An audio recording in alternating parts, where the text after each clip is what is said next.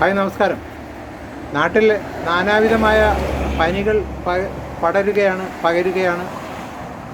നവനവങ്ങളായ പേരുകളിൽ നിത്യവും നിമിഷം പ്രതി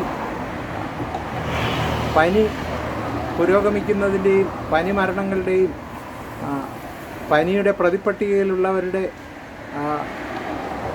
മാധ്യമ വിചാരണയും ഒക്കെയായി നമ്മുടെ ഓൺലൈൻ മീഡിയകളും മുഖ്യധാര ചാനലുകളും പ്രിൻ്റ് മാധ്യമങ്ങളും ഒക്കെ ആഘോഷിക്കുകയാണ്. പക്ഷേ ഇതിൻ്റെ രക്തസാക്ഷികളാകുന്ന പൊതുജനങ്ങൾ വളരെ പാനിക്കുമാണ്. അധികാരവൃന്ദത്തിന് ഒരുപക്ഷെ ഇത് മറ്റ് പല അവരുടെ നയങ്ങളെയും നടപടികളെയും ഒക്കെ പുകമറയ്ക്ക് പിന്നിലേക്ക് പിടിക്കാനായിട്ട് ഈ പനി ഒരുപക്ഷെ ഒരു ഉപാധിയായിരിക്കാം. പക്ഷേ സാധാരണക്കാരെ സംബന്ധിച്ച് ഇത് വളരെ ആകുലത ഉണ്ടാക്കുന്ന ഒരു കാര്യമാണ്. അപ്പോൾ നമുക്ക് ഇന്ന് ഈ കുറച്ച് സമയം നമുക്ക് ഈ പനിയെപ്പറ്റി ഒരു പ്രാഥമികമായ ഒരു വിലയിരുത്തൽ നടത്താം. ഈ പനി എന്ന് പറയുന്നത് നമ്മുടെ സ്വാഭാവികമായ ശരീര ഊഷ്മാവ് അധികരിക്കുന്ന ഒരു പ്രതിഭാസമാണ്. ഈ സംഭവം ഈ ഉഷ്ണരക്തമുള്ള ഹോട്ട് ബ്ലഡഡ് ബീയിങ്സിന് മാത്രമായി ഉള്ളതാണ്. ഈ സ്ഥായിയായി ഒരു ശരീര ഊഷ്മാവ് നിലനിർത്തുന്ന സസ്തനി വർഗ ജീവികൾ, നട്ടലുള്ള കുഞ്ഞുങ്ങളെ പ്രസവിച്ച് പാലൂട്ടി വളർത്തുന്ന ജീവികൾക്ക് രോഗാതുരത വരുമ്പോൾ അനുബന്ധമായി പനി വരും. ഈ ഫ്ലക്ച്വേഷൻ ഓഫ് ടെമ്പറേച്ചർ, അന്തരീക്ഷത്തിൽ താപവ്യതിയാനം വരുമ്പോൾ ഈ ഹോട്ട് ബ്ലഡഡ് ബീയിങ്സിന് അതൊരു ആരോഗ്യ അപക്ഷയം സൃഷ്ടിക്കും. ഇത്തരം ആരോഗ്യ അപക്ഷയം സൃഷ്ടിക്കുമ്പോൾ അവർ അനാരോഗ്യവാന്മാരാകും. അതായത് അവരുടെ ബോഡി ബയോകെമിസ്ട്രിയും മറ്റ് ബോഡി ഫിസിയോളജിയും ഒക്കെ താളം തെറ്റും. ഈ അവസരത്തിൽ ഇവരിൽ മൈക്രോബിയൽ ഇൻവേഷൻ ഉണ്ടാക്കാനുള്ള സാധ്യത കൂടുതലാണ്. അത് ആ കാലഘട്ടത്തിൽ പ്രജനനം നടത്തുന്ന ആ കാലഘട്ടത്തിൽ കൂടുതൽ എക്സ്പോസ് ചെയ്യപ്പെടുന്ന നിരന്തരം സമ്പർക്കത്തിൽ ഏർപ്പെടുന്ന തരം മൈക്രോബുകൾ അവരിൽ ഇൻവേഡ് ചെയ്യും, അവരിൽ കടന്നെത്തും. അത്തരത്തിൽ ഉള്ള ഇന്ന് വ്യാപകമായി കാണുന്ന ചില രോഗങ്ങളാണ് ഈ ഷിഗല്ല, H1N1,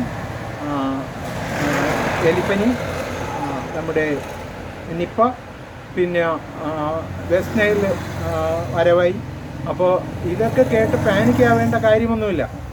ഇതിൻ്റെ എല്ലാം പ്രാഥമികമായ ലക്ഷണങ്ങൾ പനി വരുന്നതിന് 24 മണിക്കൂർ മുന്നോടിയായിട്ട് ഛർദി, അതിസാരം, വയറ് ഒരു ഗ്രംബ്ലിംഗ് ഫീലിംഗ്, ഒരു വയറ് പെരുക്കുമ്പോൾ വയറ് കുത്തിപ്പിടിച്ചൊരു വേദനയും ഒക്കെ വരും. ഇത് ഒരു 18 മുതൽ 24 മണിക്കൂർ കഴിയുമ്പോൾ രോഗവും വന്നു തുടങ്ങും. ഇതിൽ ചിലതിൻ്റെ എല്ലാം അണുക്കൾ ഏകകോശ ജീവികളാണ്. ചിലത് അതിനേക്കാൾ കുറച്ചുകൂടി ഡയ ഉള്ള ബാക്ടീരിയകളാണ്. മറ്റു ചിലത് അതിനേക്കാൾ കുറേ കൂടി പ്രിമിറ്റീവായിട്ടുള്ള വൈറസാണ്. അപ്പോൾ ഈ മൈക്രോബ് ഏതായാലും ലക്ഷണങ്ങൾ ഒന്ന് തന്നെയാണ്: ഛർദി, വയറിളക്കം, വയറുവേദന, അനുബന്ധമായ പനി, റെസ്പിറേറ്ററി ഇൻഫെക്ഷൻ, ചുമ, ശ്വാസമുട്ട്, ലോങ്കേറ്റസ് ന്യൂമോണിയ, ഇങ്ങനെ പോകും. ചിലത് വളരെ അപൂർവമായിട്ട് ന്യൂറോളജിക്കൽ ഇഷ്യൂസും സെറിബ്രൽ ഇഷ്യൂസും സൃഷ്ടിക്കപ്പെടും. എന്തായാലും ഈ കടന്നെത്തുന്ന അണുവിൻ്റെ സാന്നിധ്യം നിർണ്ണയിക്കുന്നത് ആ വ്യക്തിയുടെ ആരോഗ്യ അപക്ഷയമാണ്. അത്ര അധികം ആരോഗ്യ അപക്ഷയം വന്ന ആളിലാണ് അത്ര ഡീപ്പായിട്ട് ഈ അസുഖം ബാധിക്കുന്നത്. അപ്പോൾ ഈ ഭൗമ അന്തരീക്ഷം ഉണ്ടായ അന്ന് മുതൽ പ്രളയവും പേമാരിയും തീമഴയും ഒക്കെ അതിജീവിച്ച ഈ മൈക്രോബുകളുടെ അതിജീവന ശേഷി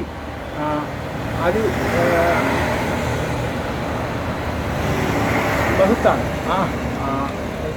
ബൃഹത്തായ ഒരു അതിജീവന ശേഷിയുള്ള ഈ മൈക്രോബുകൾ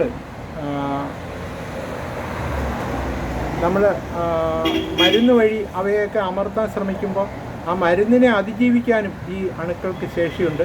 അത്തരത്തിൽ മ്യൂട്ടൻ്റ് വെറൈറ്റികൾ കൂടുതലായിട്ട് വരും. അപ്പോൾ നമ്മൾ ആത്യന്തികമായിട്ട് ചെയ്യേണ്ടത് നമ്മുടെ ശരീര ഊഷ്മാവ് സ്ഥായിയായി നിലനിർത്തുന്ന രീതിയിലുള്ള വസ്ത്രധാരണം, അതിന് ആരോഗ്യ അനുകൂലമായ ഭക്ഷണശീലം, ശുചിത്വമുള്ള അന്തരീക്ഷം, ഇവയൊക്കെയാണ്. അപ്പോൾ നമ്മളെ തന്നെ എംപവർ ചെയ്യാനുള്ള ഒരു കരുതലാണ് ആദ്യമായി ഉണ്ടാകേണ്ടത്. പനിയെപ്പറ്റി പാനിക്കാവുകയോ പനിയുടെ മൈക്രോബിനെ കണ്ടുപിടിക്കാനായിട്ട് അലയുകയോ ചെയ്യുന്നതിനുപരി അതാണ് ആവശ്യം. നമ്മുടെ മൈക്രോബിയൽ ഓറിയൻറ്റഡ് ട്രീറ്റ്മെൻ്റ് എല്ലാം നമ്മളെ ചികിത്സിക്കുന്ന ഡോക്ടറുടെ നിഗമനത്തിന് വിടുക എന്നതാണ് നമുക്ക് സ്വാസ്ഥ്യത്തിന് ഉപകരിക്കുന്നത്. ഏവർക്കും ആരോഗ്യകരമായ ഒരു മഴക്കാലം ആശംസിച്ചുകൊണ്ട് നിർത്തട്ടെ.